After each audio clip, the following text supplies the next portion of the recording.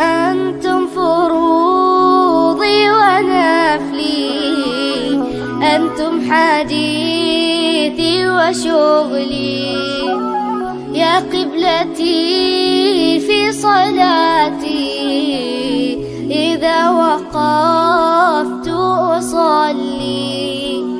جمالكم نصب عيني، إليه وجهت كلي، وسركم في ضميري، والقلب طور التجلي. آنست في الحي نارا ليلا فبشرت أهلي، قلتم كثوا فلعلي أجد هدى